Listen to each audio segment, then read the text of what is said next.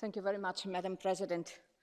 Dear Commissioner, honourable members, thank you for this opportunity to discuss in a bit more detail these two important upcoming summits to which President Charles Michel and President von der Leyen have already referred to. First, on the G7 summit, which the UK will host on Cornwall this weekend. As President Charles Michel just underlined, the overall mission of the EU for the meeting is clear: support an agenda for global action built on a strong commitment to international cooperation, built on a strong commitment on multilateralism and an open, resilient, rules-based international order. And here there are a couple of elements. First, the COVID-19 pandemic needs global cooperation in order to be overcome. We need solidarity. We need to ensure early access to vaccines and treatments everywhere. While vaccination campaigns are making progress around the world, more needs to be done. President von der Leyen explained clearly what we are doing in terms of exports, in terms of donating vaccines, in terms of supporting the production of vaccines, but more needs to be done. We need a stronger multilateral response. We call for closing the financial gap for the access to COVID-19 tools accelerator, and we have been the main supporters of COVAX, but we cannot be multilateralists alone. And all the advanced G7 economies should share doses through COVAX. Secondly, solidarity also remains key in dealing with the economic effects of the pandemic, as we expect uneven recoveries, deepening of inequalities. We need to work together to fight hunger and poverty around the world. And in this respect, a new general allocation of special drawing rights, unprecedented in terms of size, is under preparation by the IMF. EU member states have supported this initiative and are discussing how to best channel these resources to the most vulnerable countries. Thirdly, we also need to better prepare the world for the next pandemic.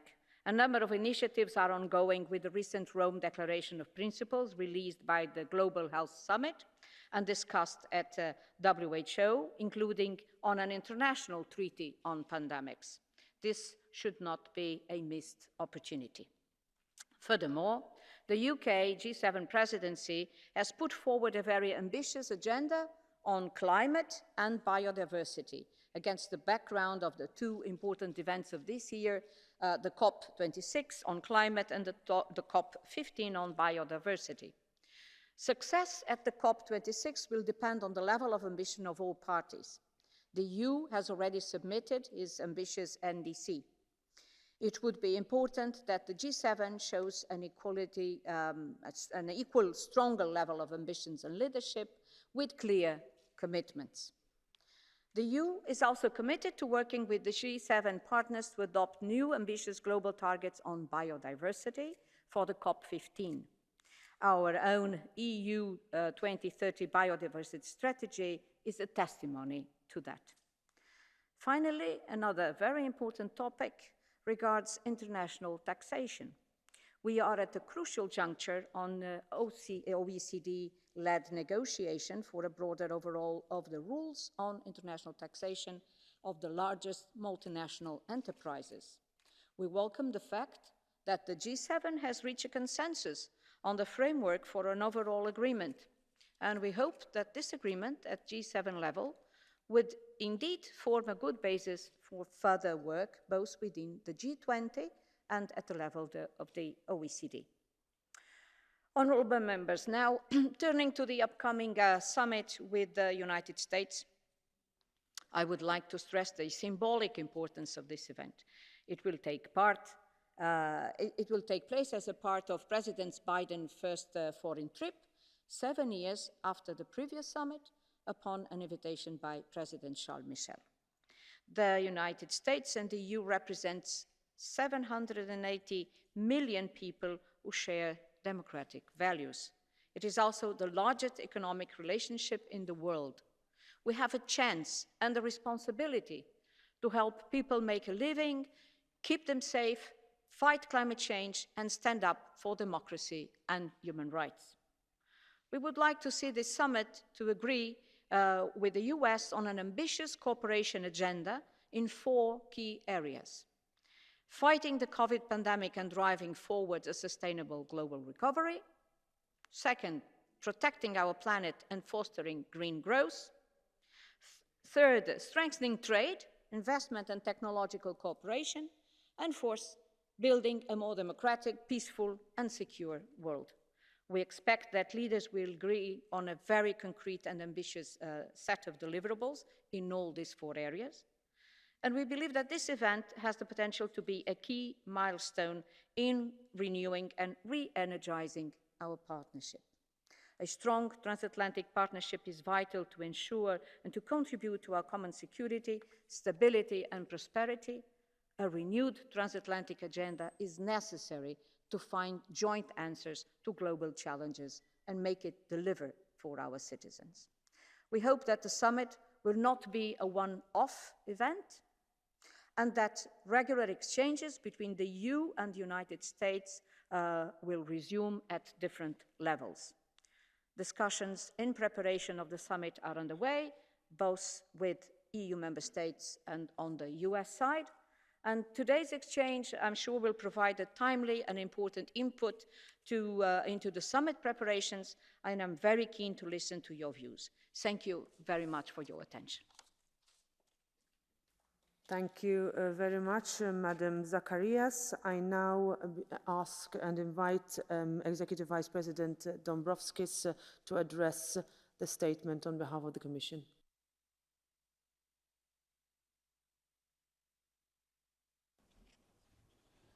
Madam Chair, Madam Minister, honorable members. The transatlantic relationship is a beacon of democracy and prosperity. We share deep historical ties as well as the biggest trade and investment relationship in the world. Our trade flows reached a value of almost 1 trillion euros last year. But our partnership goes beyond economics. We have shared values and we are committed to supporting democracy across the world. We share a fundamental belief in strong global rules and institutions that give every country a fair chance to flourish. When the EU and US speak in one voice, we can get things done. Today, after some years of turbulence, the atmosphere has changed for the better. We are looking for new avenues of joint leadership on ending the COVID-19 pandemic and driving the economic recovery, on building a more democratic, peaceful and secure world, on the World Trade Organization reform, on climate and green growth, on trade and technology, on leveling the global level playing field. Already last December, the EU reached out to the incoming Biden administration with a proposal for a renewed transatlantic agenda. The European Commission welcomes the support of the European Parliament for this approach.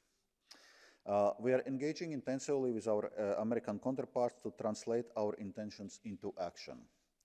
I have had very constructive conversations with the US Trade Representative Ambassador Tai and Secretary of Commerce Raimondo in this regard. We now have 2 important occasions to advance our strategy: a G7 summit in the UK next week and the EU-US summit on 15th of June. Let me start with the G7 summit. The participation of the President Biden and the new US administration, together with a parallel Italian G20 presidency, offers an excellent opportunity to reinvigorate the G7. The EU will be calling for a stronger multilateral cooperation, in particular on health, climate, economic recovery, and bolstering our common values as open societies and democracies. Our key priorities for this year's G7 summit focus on beating the pandemic, recovering from the crisis while building a better future, strengthening the multilateral trading system, working for a successful COP26, and joining forces for a human-centric digital transformation. Let me briefly address each of our priorities. On health, while overcoming the COVID pandemic is our immediate priority, we should also enhance our preparedness for possible future pandemics. Good progress was made at the G20 Global Health Summit, co-hosted by Italy and European Commission in May. The EU demonstrated its full commitment to global solidarity. We want to build on this progress and agree a G7 health declaration. The EU will push for more ambitious commitments to share vaccines with developing countries and financing the Access to COVID Tools Accelerator. We're also fully committed to supporting the development on vaccine manufacturing capacity in developing countries, and we are driving this work forward via the fora like the WTO. On economic recovery, we have provided unprecedented support to citizens and businesses to mitigate the impact of the pandemic.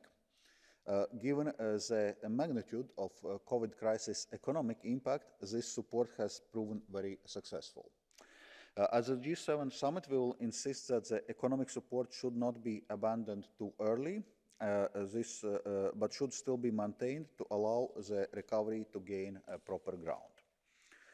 But we will equally insist that in order to build a better future, we should shift from crisis response to promoting a strong, resilient, sustainable, balanced, and inclusive growth. Trade will play a major role. We all agree that the multilateral trading system needs to be reformed, and I thank the honourable members for their consistent leadership in this respect. The G7 has a responsibility to lead the reform effort, and the EU will be proactively calling for this strong approach. When it comes to the digital arena, our aim at the G7 summit will be to show unity between like-minded partners. We want to send a clear message that we are ready to cooperate and shape a digital future based on our shared democratic values. G7 trade ministers already expressed a strong support for open digital markets and opposition to digital protectionism in line with the EU's own approach. We strongly support the creation of new rules for digital trade at the World Trade Organization. We are committed to advancing the joint statement initiative on e-commerce. Leading an environment and climate action is the EU's first priority. At the G7, we will continue pushing for ambitious COP26 commitments on climate change and for ambitious COP15 commitments on biodiversity. At the summit, the G7 will show strong leadership by signing up for an unprecedented joint commitment around net zero emissions by 2050 at the latest. Finally, the G7 summit will provide an opportunity to promote our democratic values and open society in the world, notably by endorsing a joint declaration with like-minded democracies, the Republic of Korea, India, Australia, and South Africa.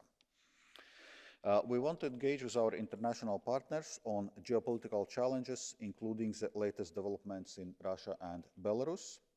We will continue to call for the immediate and unconditional release of Belarusian journalist Roman Protasevich. Now moving to the next Tuesday's EU-US summit. We very much welcome the Biden administration's re-engagement on the global stage and its commitment to reinvigorate the traditional alliance with Europe. The summit will be an opportunity to show the world that we are serious about tackling global challenges together.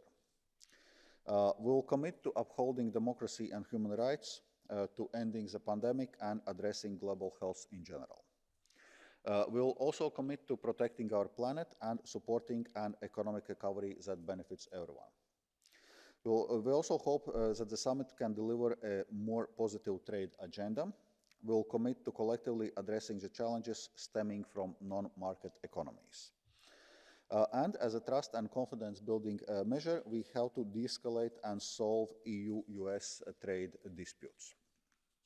We want to make a decisive progress to resolve our bilateral disputes on aircraft and the US Section 232 measures on steel and aluminium.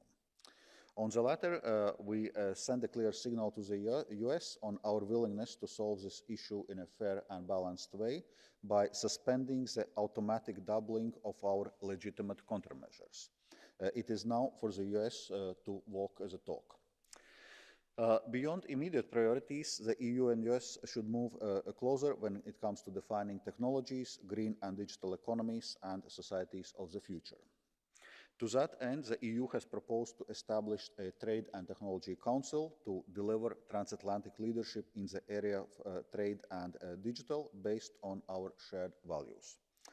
Of course, this cooperation should also be open to like-minded partners. Last but not least, we also hope to forge an alliance with the US to cooperate on the World Trade Organization reform. We need to bring the global trade rulebook to the date, helping us to address many challenges we face. Finally, we will engage with the US on critical geopolitical challenges, including Russia and China, but also supporting EU's eastern partners such as Ukraine, Georgia, and Moldova, strengthening our joint engagement in Western Balkans, and ensuring stability in the Middle East and Africa. To conclude, honourable members, the Commission is looking forward to these important summits, and we will inform you on their outcomes. Thank you for your continued support. Thank you very much, Executive Vice President Dombrovskis.